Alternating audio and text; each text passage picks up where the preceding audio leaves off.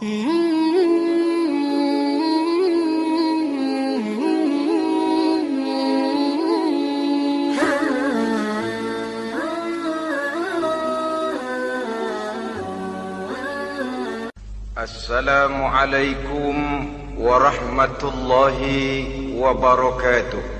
Waalaikumsalam warahmatullahi wabarakatuh. Bismillahirrahmanirrahim. Alhamdulillahi rabbil alamin.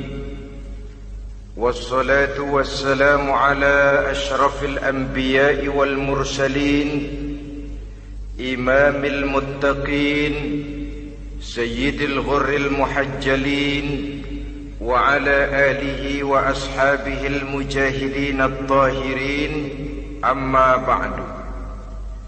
Saudara-saudara kaum muslimin rahimakumullah, sesungguhnya gaya hidup seseorang sangat ditentukan oleh cara bagaimana dia memandang hidup ini. Dengan kata lain, bagaimana seseorang memandang hidup, begitulah dia akan hidup. Oleh sebab itu, untuk mengubah keadaan seseorang, harus diawali lebih dahulu dengan mengubah caranya memandang kehidupan ini. Itulah sebabnya dalam surah Ar-Ra'd ayat 11 Allah Subhanahu wa ta'ala menjelaskan, Innallaha la yughayyiru ma biqaumin hatta yughayyiru ma bi anfusihim. Allah Subhanahu wa ta'ala tidak akan mengubah nasib dan keadaan satu kaum sampai kaum itu berusaha mengubah apa yang ada di dalam diri mereka sendiri. Yang ada di dalam diri itu tentu tidak lain adalah rule of thinking, bahasa kerennya state of mind, kata orang Kulon, cara berpikir, cara memandang kehidupan yang akan sangat mewarnai cara orang menjalani kehidupan itu sendiri. Oleh karena itu, pada pertemuan kali ini kita akan membicarakan tentang dasar dan tujuan hidup dari seorang muslim di dalam kehidupan ini. Yang pertama, tentang dasar dan landasan hidup. Seorang muslim tak dapat lain mendasarkan kehidupannya dengan Islam.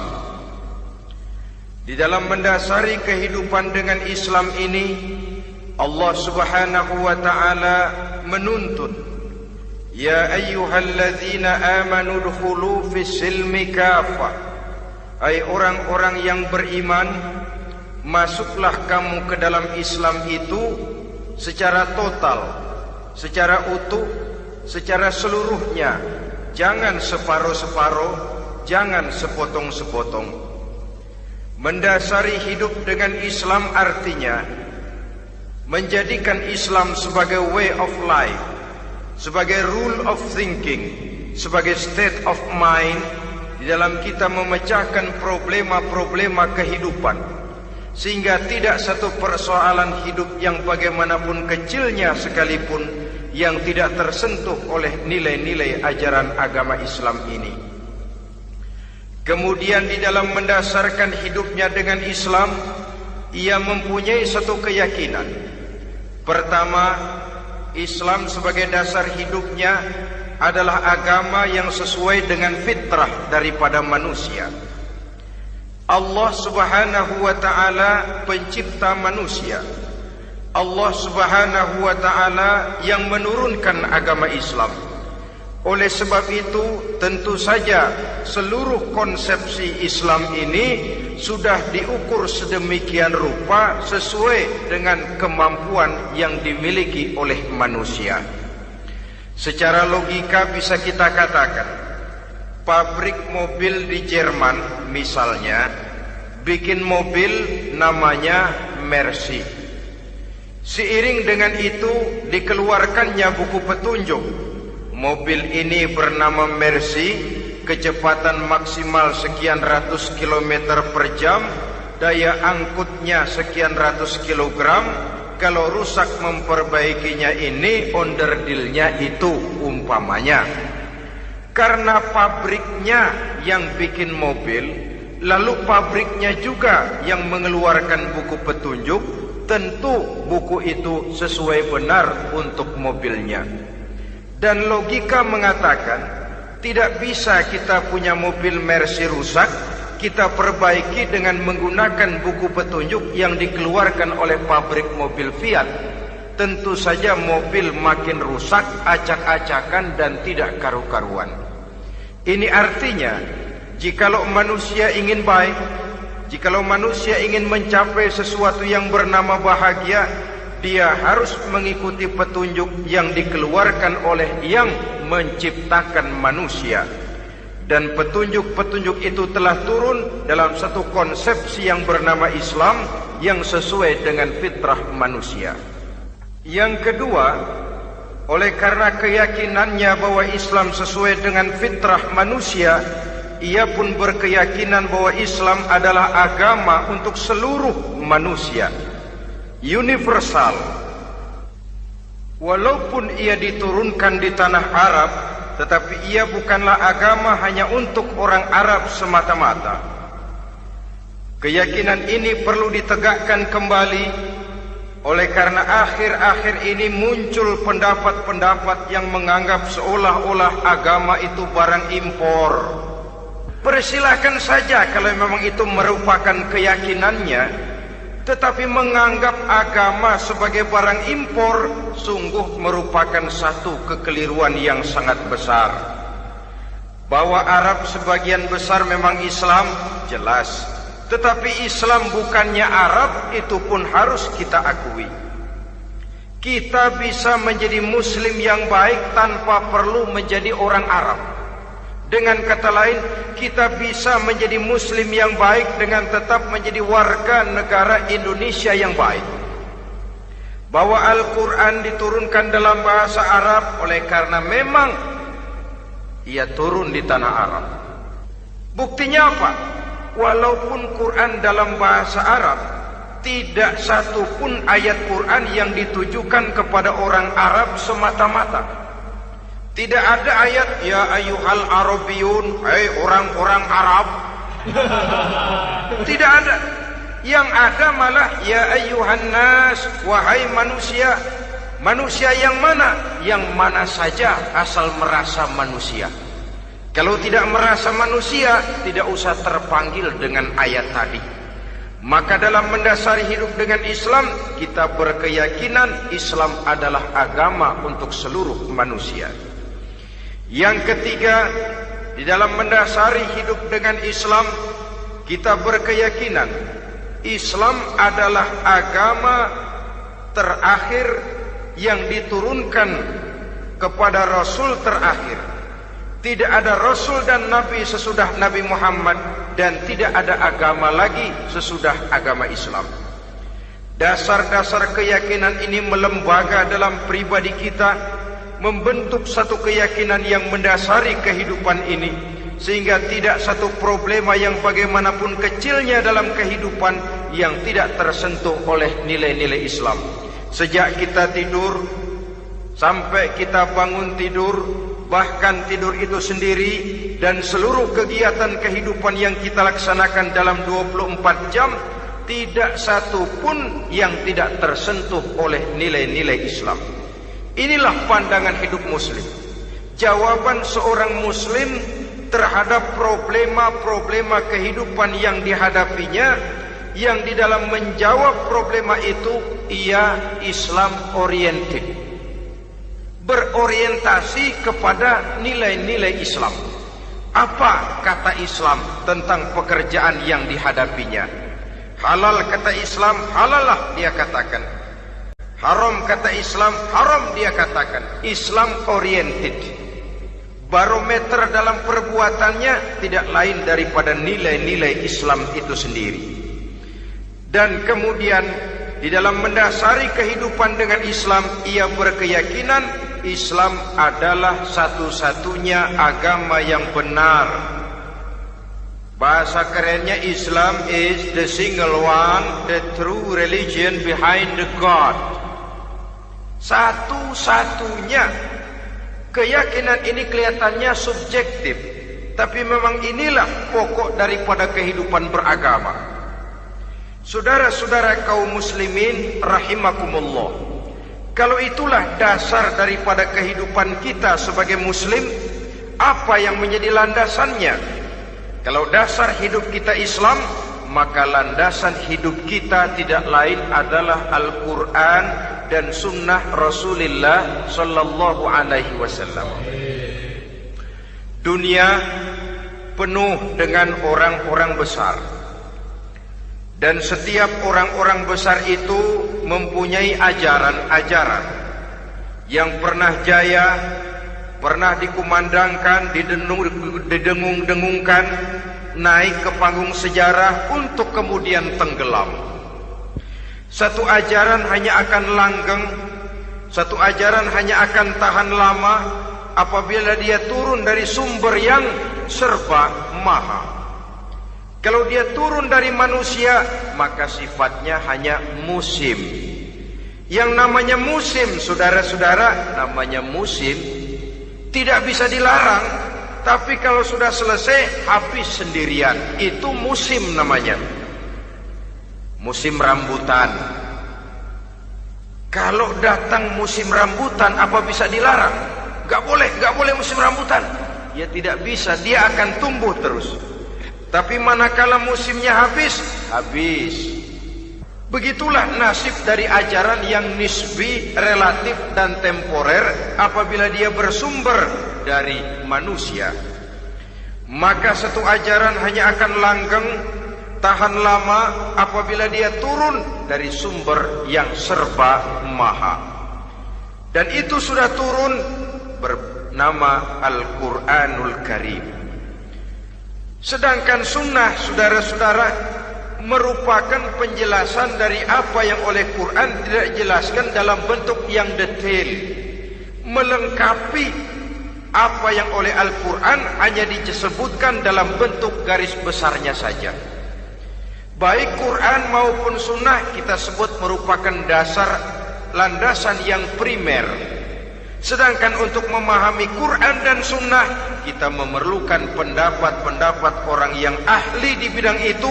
Dalam hal ini kita sebut saja dengan ulama. Dan ini merupakan sumber yang sekunder dari landasan hidup kita sebagai seorang muslim. Dua rel ini, Quran dan sunnah, merupakan landasan di mana kereta api Islam ini berjalan. Quran dan sunnah. Saudara-saudara kaum muslimin rahimakumullah, oleh karenanya marilah kita menjadikan Quran dan sunnah ini sebagai imam di dalam kehidupan kita. Bukankah Rasulullah sallallahu alaihi wasallam pernah memberikan pilihan, man ja'alal Qur'ana amamahu qadahu ilal jannah wa man ja'alal Qur'ana khalfahu saqahu ilan nar. Siapa yang meletakkan Quran di depannya, dijadikannya Quran sebagai imam dan dia sebagai makmum, maka Al-Quran akan membimbing dia ke surga. Ya, surga di dunia ini, lebih-lebih lagi surga di akhirat nanti.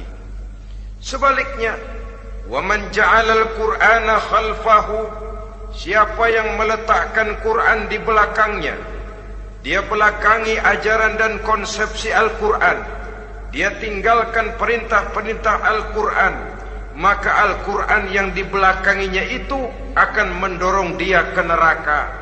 Neraka dunia, lebih-lebih neraka di akhirat nanti. Pilihan terserah kita. Jikalau kita mau menjadikan Quran sebagai imam, artinya kita menjadi makmum. Resikonya dimanapun, makmum wajib ikut imam. Imam takbir, makmum takbir, imam ruku, makmum ruku, imam i'tidal, makmum i'tidal. Jikalau Quran imam kita dan kita adalah makmum, maka itu berarti jikalau ke barat komando Quran, ke barat kita pergi. Jikalau ke timur kata Quran, ke timur kita menuju. Jikalau halal kata Quran, halal kita katakan. Jikalau haram kata Quran, haram kita ucapkan. Itu resikonya kita menjadi makmum, menyusun pola hidup yang lebih Qurani. Tapi sebaliknya, ke barat komando Quran, ke timur kita pergi. Ke utara kata Quran, ke selatan kita menuju. Halal kata Quran, malah kita tidak mau melaksanakannya. Haram kata Quran, kita senang bukan main. Artinya kita mau menjadi makmum, dan Quran kita jadikan sebagai makmum, kita sendiri malah mau menjadi imam. Kita paksa konsepsi Al-Quran itu supaya sesuai dengan naluri kemanusiaan kita. Mengotak-atik hukum, menghalalkan yang haram, mengharamkan yang halal. Dikala itu landasan hidup kita sudah goyah, tidak lagi sebagai landasan tempat kita bertolak, tetapi malah menjadi satu landasan yang kita injak-injak. Sesungguhnya saudara-saudara, Quran tidak akan membawa berkah, tidak akan menjadi rahmatun wa syifaun lil mu'minin, menjadi penyembuh, menjadi rahmah bagi orang-orang beriman, apabila yang kita baca itu kita injak-injak di dalam kehidupan. Upaya menyusun hidup yang lebih Qurani ini seiring dengan usaha kita menjadi warga negara yang baik. Yang saya katakan di awal tadi, tidak saling dan tidak harus saling bertentangan. Jadi dengan demikian, dasar hidup kita sebagai muslim adalah Islam, dan landasan hidup kita tidak lain adalah Al-Quran dan Sunnah Rasulullah Sallallahu Alaihi Wasallam. Ini landasan tempat kita bertolak. Ini yang mewarnai gaya kehidupan kita. Apapun yang mau kita lakukan, tempat kita bertanya lebih dahulu Quran dan Sunnah. Saya mau melakukan pekerjaan ini, apa kata Quran? Saya mau pergi ke tempat ini, apa kata Quran? Saya mau berusaha dengan mengerjakan perusahaan ini, apa kata Quran? Merupakan landasan daripada kehidupan kita. Ini yang saya katakan tadi, membentuk rule of thinking, state of mind, bahwa gaya kehidupan kita diwarnai oleh landasan hidup yang bertumpu pada ajaran Al-Quranul Karim dan Sunnah Rasulullah Sallallahu Alaihi Wasallam. Baiklah ya, ini yang pertama tentang dasar dan landasan hidup. Yang kedua tentang tujuan hidup. Kalau sudah ada landasan tempat kita bertolak, lalu kemana pantai yang akan kita tuju? Mau apa sih kita hidup ini? Berleha-leha, menjalani acara rutin, bangun tidur sampai tidur lagi, kemudian besok begitu lagi, sampai menunggu datangnya sang ajal? Atau ada satu tujuan yang akan kita capai di dalam kehidupan ini? Apabila kita teliti, maka Al-Quran mengajarkan tujuan hidup setiap muslim pada dasarnya ada dua. Pertama, kita sebut saja tujuan jangka pendek. Tujuan jangka pendek itu sasarannya dunia sekarang ini. Bentuknya horizontal. Targetnya agar setiap pribadi muslim menjadi rahmatan lil alamin, rahmah bagi lingkungannya. Inilah yang oleh agama dinamakan hablum minan nas, yang isinya adalah ilmu dan peradaban. Jadi dunia dan seluruh isinya merupakan tujuan jangka pendek saja. Untuk mencapai tujuan jangka pendek, dunia dan seluruh isinya, unsur penunjangnya adalah pendidikan, pengalaman, atau nasib. Makin tinggi pendidikan, makin mudah menjangkau hidup. Makin banyak pengalaman, makin mudah menguasai dunia. Atau karena faktor nasib, pendidikannya tidak seberapa, pengalaman pun kadang-kadang dangkal, tapi karena nasibnya lagi hoki, kata orang sekarang, nasibnya lagi bagus, dia naik ke panggung memegang peranan. Faktor yang namanya nasib ini ada, tapi tidak bisa dijadikan sandaran untuk menjangkau dunia dan seluruh isinya. Unsur penunjangnya, pertama pendidikan, yang kedua pengalaman, yang ketiga faktor nasib. Oleh karena itu, apabila kita ingin mudah mencapai dunia, yang pertama harus kita laksanakan bagaimana menempuh satu pendidikan. Di zaman sekarang orang terangsang untuk hidup dalam pola yang oleh orang-orang priangan disebut hardolin. Saudara tahu hardolin? Itu potongan dari dahar modal ulin. Filsafat hidup yang pakaian mau bagus, makan mau enak, kerja nggak mau. Akhirnya jadilah dia penghayal kelas berat, tukang-tukang lamun kelas tinggi. Tiap hari kegiatannya ya cuma tidak terlepas dari tiga kriteria itu. Hardolin. Pokoknya kalau sudah dahar, modal, ulin. Besok ya begitu lagi. Pola dari dimana orang pakaian mau bagus, makan mau senang, duit mau punya, kerja tidak mau. Kadang-kadang mau kerja tapi tidak tahu apa yang harus dikerjakan. Ditambah oleh sempitnya lapangan pekerjaan. Tidak tahu apa yang harus dikerjakan, dilatar belakangi oleh tidak adanya pendidikan yang dia terima, sehingga mau kerja apa lalu bingung. Oleh karena itu, terutama buat adik-adik remaja, para pemuda, saya berpesan untuk menjangkau dunia, yang pertama harus kita jalani bagaimana membina diri, mendidik. Taruh kata drop out, putus sekolah. Tapi drop out bukan halangan bagi tumbuhnya cita-cita yang mulia. Bahkan ada orang bilang many a great man starts as a newspaper boy. Banyak orang-orang besar yang memulai pekerjaannya dagang koran. Putus sekolah bukan merupakan halangan bagi tumbuhnya cita-cita yang mulia. Dan tidak sedikit orang-orang besar yang tidak keluaran perguruan tinggi. Tidak sedikit orang-orang besar yang tidak merupakan produk dari perguruan tinggi tertentu. Tapi kerajinannya belajar, banyak membaca, banyak bergaul, autodidak. Syukur kalau masih bisa menempuh pendidikan yang formal.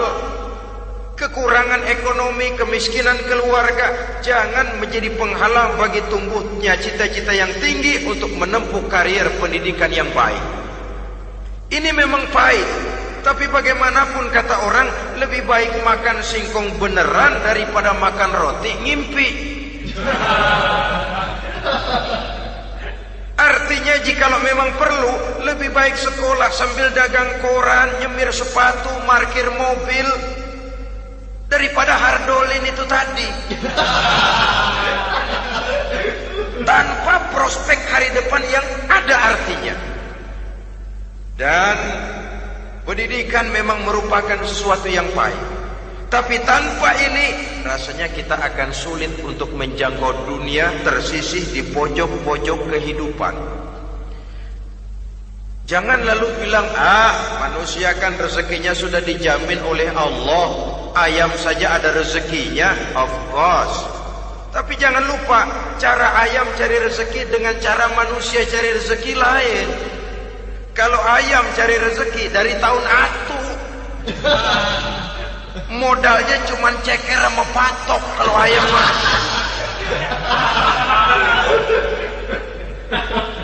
asal bisa nyeker, bisa matok, ayam dapat rezeki. Pokoknya kertok dah. Tapi manusia cari rezeki, dia harus cari lapangan kerja. Lapangan kerja sulit. Sudah dapat lapangan kerja, harus punya keahlian. Untuk memperoleh keahlian harus dengan pendidikan. Berhadapan lagi dengan saingan-saingan karena pasaran tenaga kerja tiap tahun puluhan kalau tidak ratusan ribu pasaran tenaga kerja yang masuk lapangan kerja. Ini kenyataan. Semakin ke depan oleh tingginya tensi ekonomi, oleh persaingan hidup yang makin tajam, oleh makin menggejalanya pola pikir industrialis yang membuat manusia individu, nilai-nilai semacam ini akan terasa makin berat. Oleh karenanya tanpa pendidikan sulit untuk menjangkau dunia. Yang kedua, pengalaman, tenaga expert. Sehingga orang mengatakan experience is the best teacher. Pengalaman adalah guru yang paling bijaksana. Dengan pengalaman kita makin dewasa. Dan orang sering mengatakan kegagalan hakikatnya adalah keberhasilan yang tertunda. Jangan takut gagal, kalau itu akan mengantarkan kita kepada pola hidup yang lebih dewasa, lebih tegar, lebih sanggup menghadapi kesulitan-kesulitan. Dan faktor yang ketiga, nasib. Kadang-kadang orang pendidikannya tidak ada, kadang-kadang pengalamannya tidak seberapa, tapi karena nasib, engkongnya misalnya jadi komandan Hansip, dia naik jadi anggota Hansip. Itu karena faktor nasib saja. Yang ketiga ini ada, tapi tidak bisa dijadikan sandaran dalam arti bahwa kita lalu mengandalkan nasib. Lo nanti udah gede mau jadi apa? Gua sih gimana nasib aja dah. Jadi orang syukur, jadi gembel nasib. Tidak bisa kita menghadapi hidup dalam satu alur spekulasi. Tidak bisa kita menjalani skenario kehidupan ini dengan bersikap untung-untungan. Karena kehidupan walaupun tidak bisa dipastikan, paling kurang bisa dirancang, bisa direncanakan, bisa ditargetkan, bisa dianalisa kemungkinan-kemungkinannya. Walaupun tidak bisa dipastikan, tapi bisa diperhitungkan.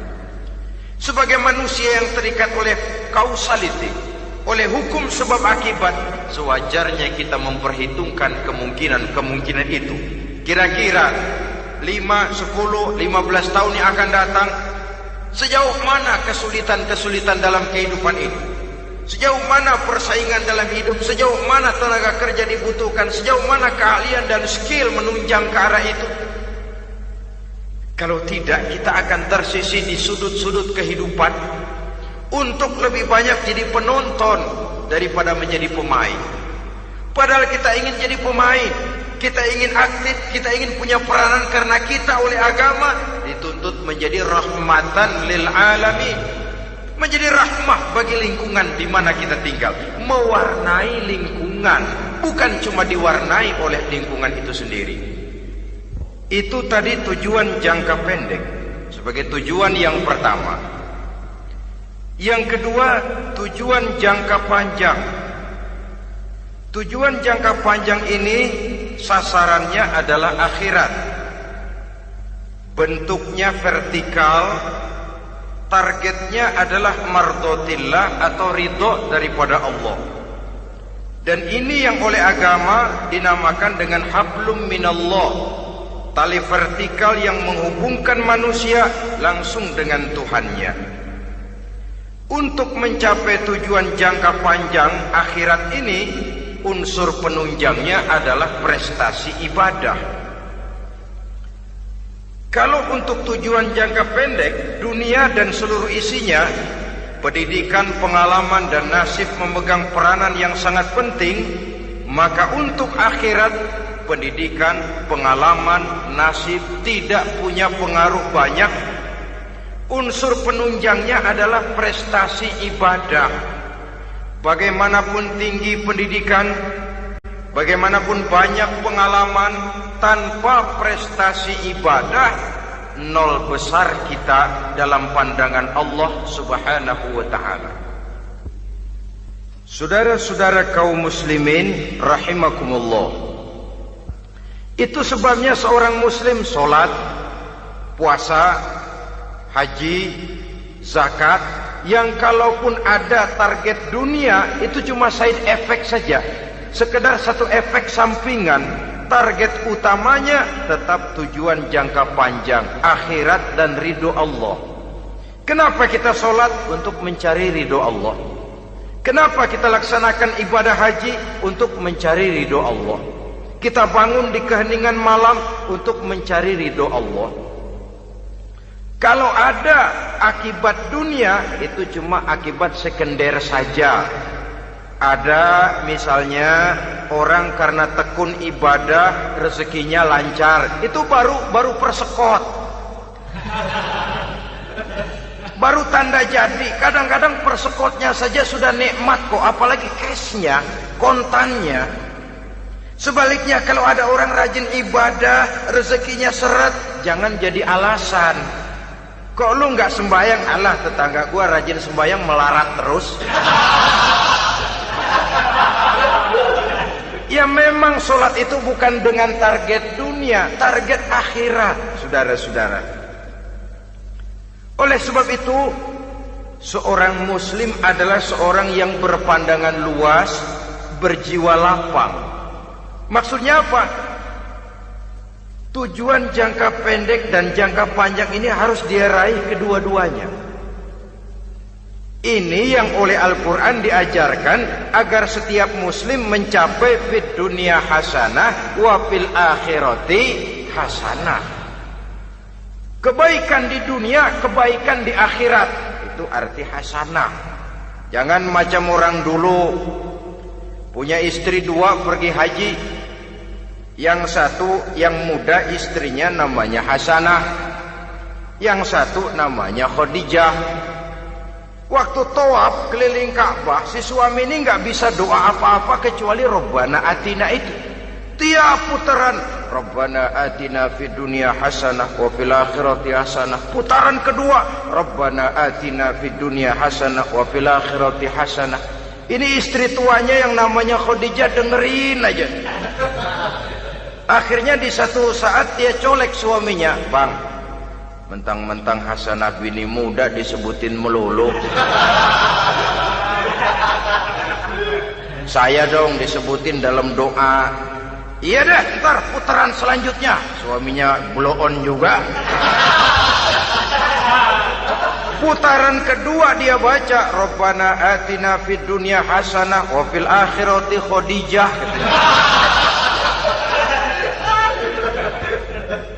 Saudara-saudara, itu makna refleksi daripada doa tadi itu, doa sapu jagat.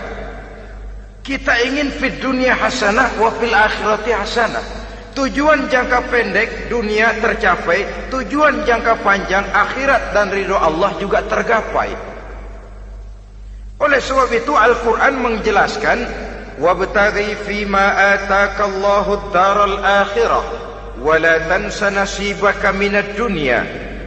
Dengan karunia yang diberikan Allah kepadamu, carilah bahagia akhirat. Wa la tansa nasibaka minad dunya, tetapi jangan lupakan bagianmu dalam kehidupan di dunia ini.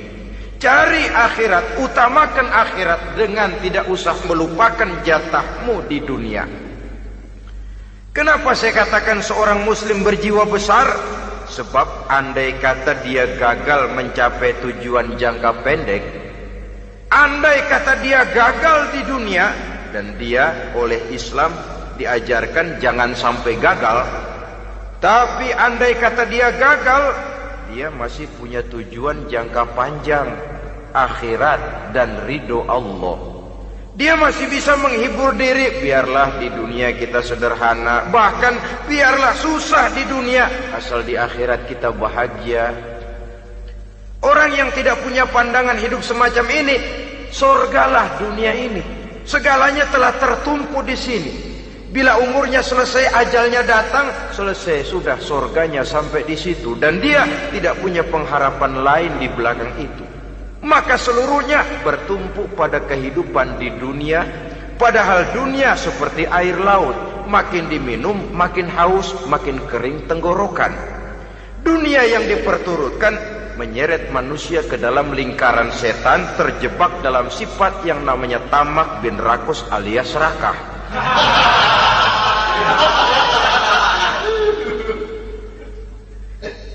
Andai kata dia gagal untuk tujuan jangka pendek, dia masih punya tujuan jangka panjang, akhirat. Dia masih sanggup berkata, biar di dunia kita sederhana, bahkan biar kebelangsak sengsara susah di dunia, asal di akhirat kita bisa bahagia. Kan masih ada harapan. Yang paling bangpak, paling rusak betul, sudah di dunia sengsara, di akhirat celaka. Di dunia rumahnya gubuk, pinggir kali miring, asal hujan bocor, utang selebar warung. Bayang kagak, ngaji enggak, puasa enggak, saban malam merit mulu. Saudara hadirin yang saya hormati, lalu kapan mau bahagia kalau sudah di sini susah, di sana akan susah juga. Ini yang pertama, seorang muslim, seorang yang optimis, berjiwa besar, luas pandangan. Kegagalan dia dalam jangka pendek tidak menyebabkan dia melupakan tujuan jangka panjang. Yang kedua, positifnya apa? Cara dia mencapai tujuan jangka pendek diwarnai oleh keyakinan adanya tujuan jangka panjang. Dia memang benar cari harta, tapi karena dia yakin ada akhirat, Allah ridho apa tidak? Ini positifnya. Saya memang cari duit, tapi dengan cara ini Allah ridho apa tidak? Saya memang ingin berpakaian yang rapi, tapi dengan tidak menutup aurat begini, Allah ridho atau tidak? Saya memang bergaul menghormati teman, tapi terjebak dalam minuman keras karena menghormati teman, Allah ridho apa tidak? Ini orang yang punya tujuan jangka panjang. Segalanya diberikan bingkai dengan pertanyaan, Allah ridho atau tidak? Keyakinannya terhadap tujuan jangka panjang mewarnai gaya hidupnya di dunia ini, mencapai tujuan jangka pendek tadi. Mau minum, Allah ridho apa enggak ini? Mau makan, yang saya makan Allah ridho apa enggak ini? Pendeknya apapun yang mau dia kerjakan, karena dia punya keyakinan tujuan jangka panjang, dia selalu menimbang terhadap ridho Allah tadi. Jadi tanpa prestasi ibadah, kita nol besar dalam pandangan Allah. Ini nilai manusia yang hakiki di sini. Ini makna inna akramakum indallahi atqakum.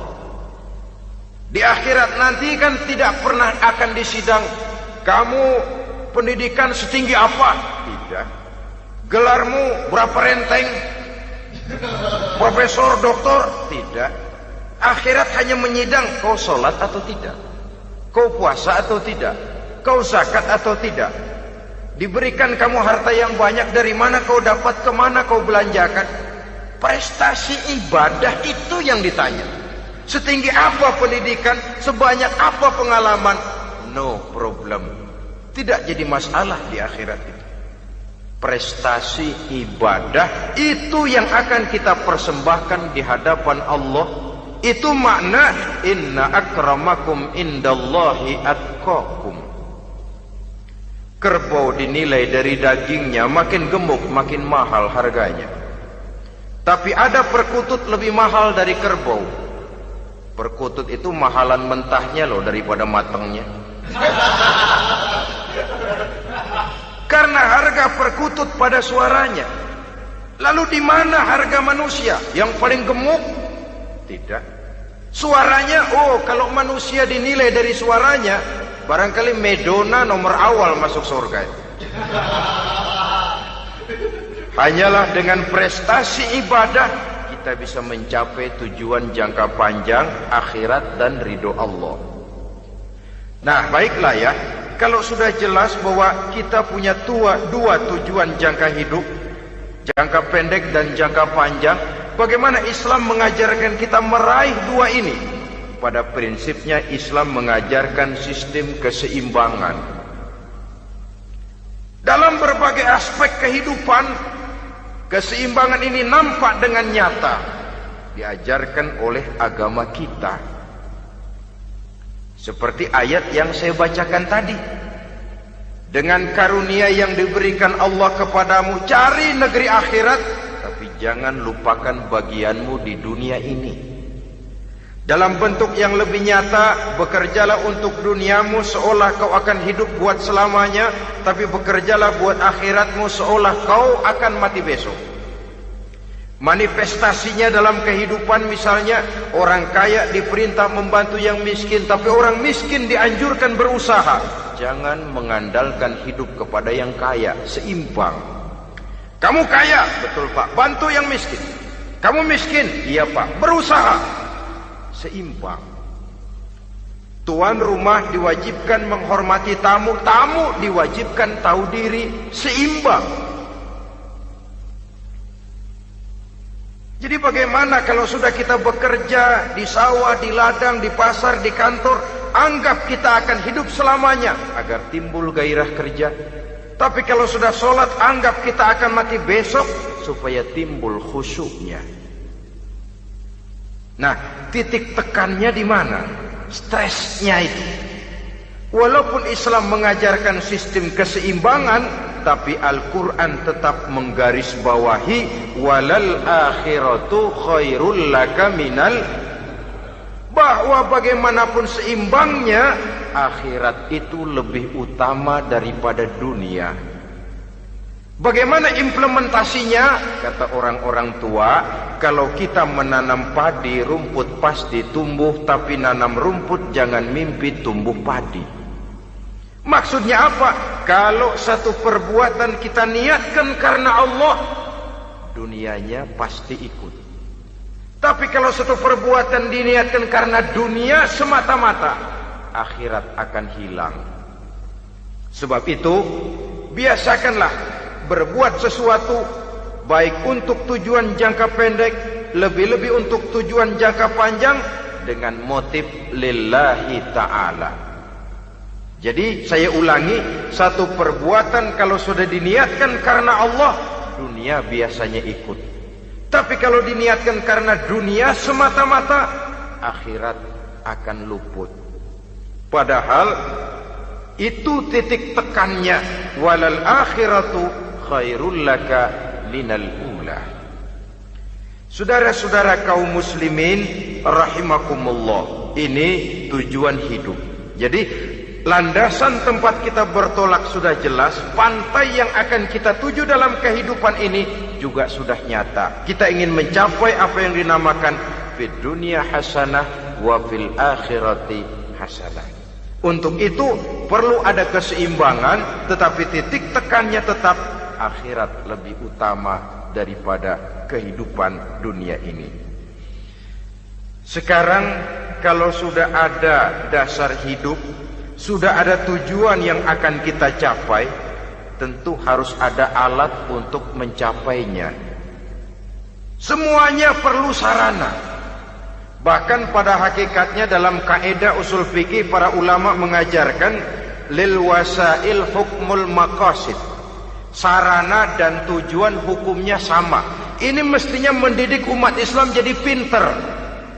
Jangan cuma berpikir melaksanakan satu pekerjaan, tapi juga berpikir menciptakan sarana untuk terwujudnya pekerjaan itu. Misalnya umat Islam wajib pergi haji kalau mampu, kan begitu toh? Kalau dia umat Islam Indonesia, tentu pergi hajinya ke Mekah. Mekah, Jeddah, Mekah, Indonesia perlu sarana angkutan untuk sampai ke sana. Kapal laut, kapal udara. Artinya umat Islam harus maju di bidang teknologi, bisa menciptakan pesawat, bisa menciptakan kapal laut, sarana yang akan menyampaikan dia untuk bisa melaksanakan ibadah haji. Selama ini kita bertumpu kepada pemikiran, pokoknya kan yang penting gue pergi haji pakai apa kayak gue punya duit. Dari segi pribadi memang barangkali begitu.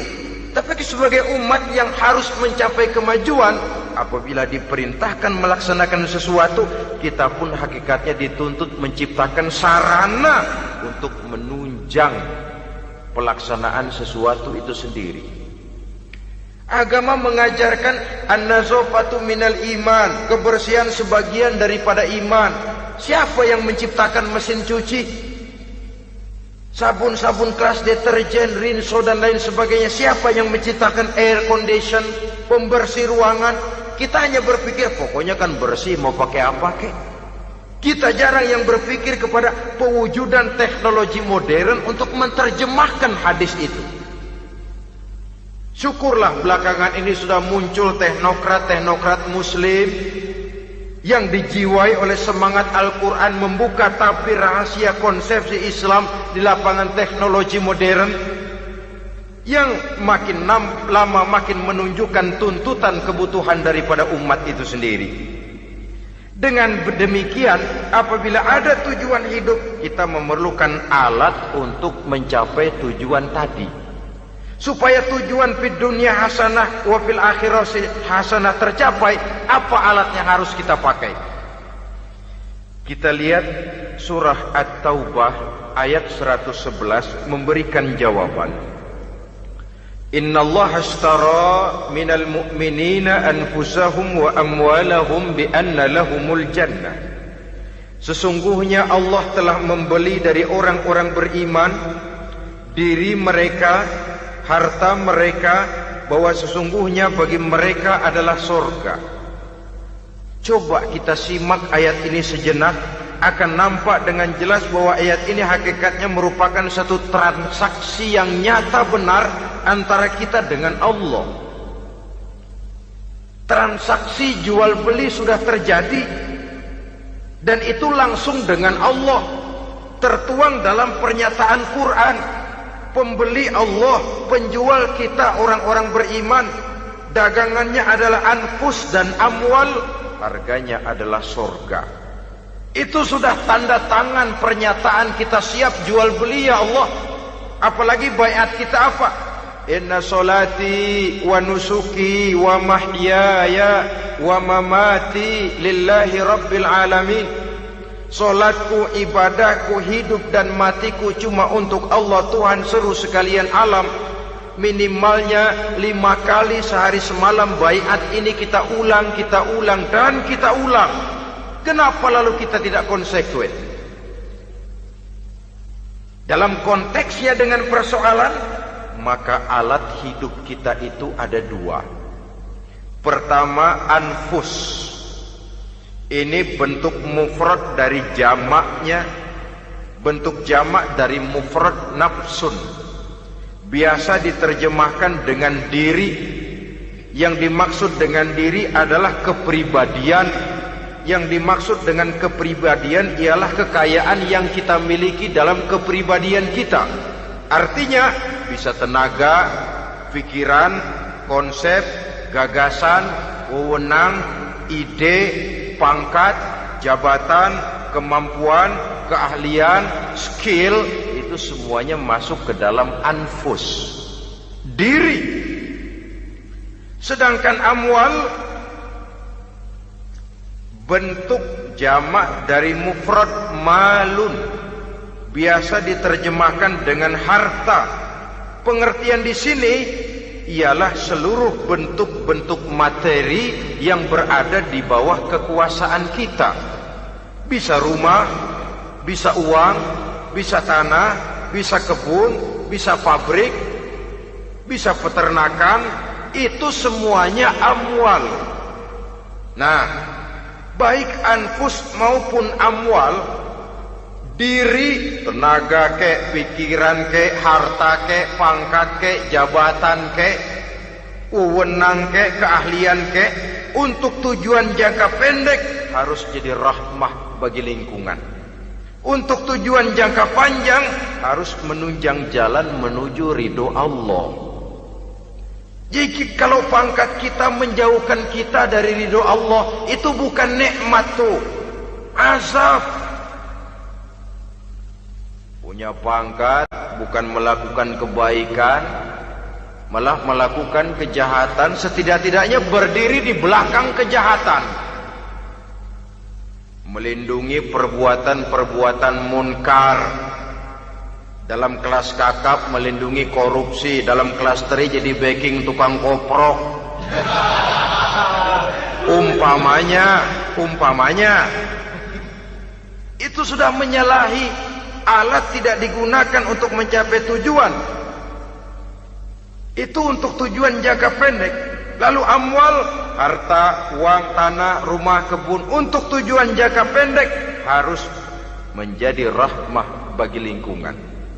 Sedang untuk tujuan jangka panjang, baik diri maupun harta harus menunjang jalan menuju ridho Allah, harus meningkatkan prestasi ibadah kita kepada Allah Subhanahu wa ta'ala.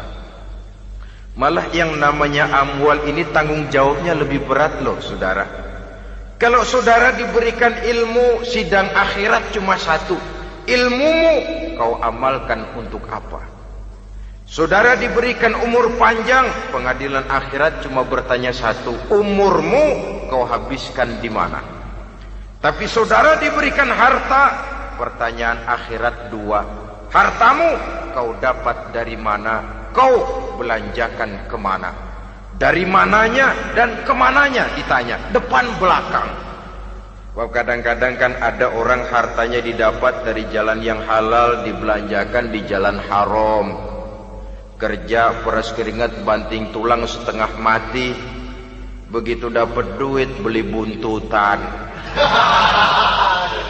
muter-muter kertas cari kode. Didapat dari jalan halal, dibelanjakan di jalan haram. Atau didapat dari cara yang haram, dibelanjakan di jalan yang baik. Menang judi, nyumbang pesantren. Nabi mengajarkan innallaha thayyibun la yaqbalu illa thayyib. Allah itu baik dan hanya menerima yang baik-baik saja. Tidak bisa mencuci kain dengan air najis. Kain akan tetap kotor. Saudara-saudara kaum muslimin rahimakumullah. Oleh karenanya masalahnya terpulang kepada kita, pandai-pandailah membagi orientasi. Suatu saat tenggelam kita dalam kesibukan dunia dan seluruh isinya untuk mencapai tujuan jangka pendek. Lain saat tenggelam kita memfanakan diri untuk mencapai tujuan jangka panjang, akhirat dan ridho Allah. Karena kehidupan ini bukan berjalan tanpa batas. Umur ini bukan satu karunia tanpa pertanggungan jawab. Satu saat setuju atau tidak, rela atau terpaksa, kita akan sampai kepada garis finish daripada perjalanan kehidupan dunia ini. Yang memang merupakan satu perjalanan panjang, a walking tall. Kata orang Kulon, a walking tall, satu jalan yang demikian jauhnya. Entah kita akan sampai ke garis finish. Bila datang ajal, senja kehidupan datang, malam menyelimuti. Datangnya tidak pernah kita sangka, tapi sekali dia datang, tidak satu kekuatan yang bisa menolak. Kehadirannya tidak pernah kita harapkan, tapi satu kali dia datang bertamu, pasti terjadi. Dan itu pasti akan kita temui. Alangkah malangnya pada saat kembali itu datang, kita tidak punya prestasi ibadah. Lalu apa artinya prestasi dunia? Apa artinya tujuan jangka pendek kalau kita harus kehilangan tujuan jangka panjang? Rumah kita yang besar, pangkat kita yang tinggi, harta kita yang banyak, bisakah menolong kita untuk kalau sudah kumpul di padang mahsyar nanti? Malaikat, jangan gebugin saya, rumah saya harga 2 miliar.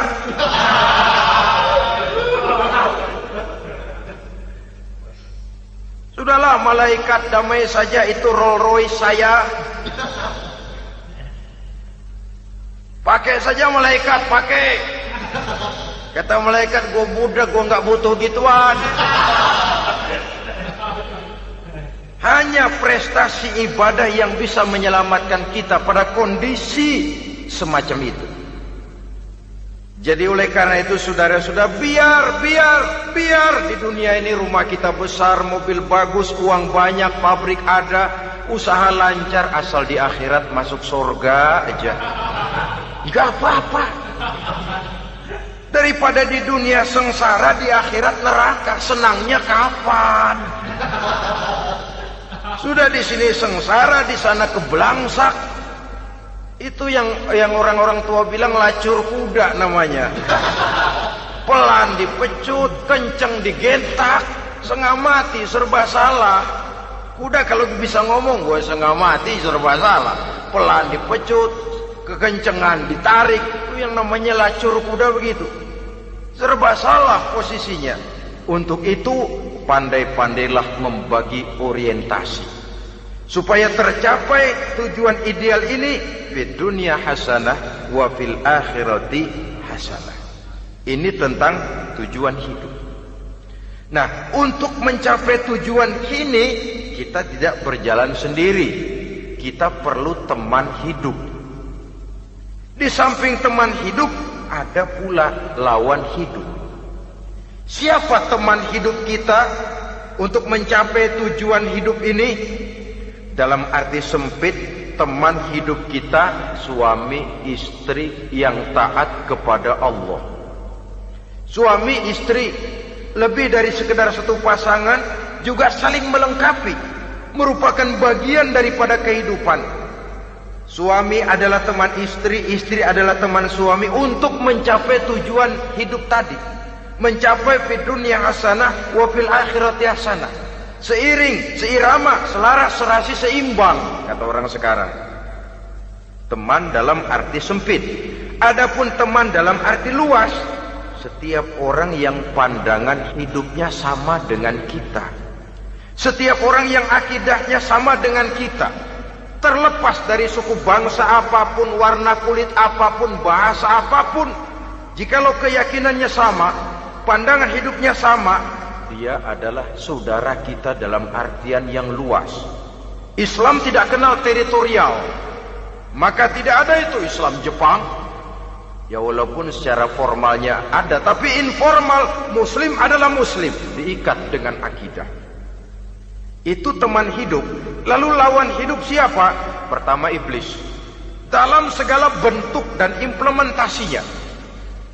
Yang kedua, setiap orang yang pandangan hidupnya tidak sama dengan kita secara ideologis, itulah lawan hidup kita. Maka yang teman jadikan teman, yang lawan jadikan lawan. Jangan teman dijadikan lawan, lawan dijadikan teman. Itu namanya kopiah dipasang di kaki, pak bakyak naik ke jidat. Wajar kalau kepala lalu jadi benjol. Salah milih teman, salah cari lawan. Salah milih teman, salah cari lawan. Akibatnya kita yang akan susah di kemudian hari nanti. Saudara-saudara kaum muslimin rahimakumullah, oleh karenanya pandai-pandailah dalam hidup ini.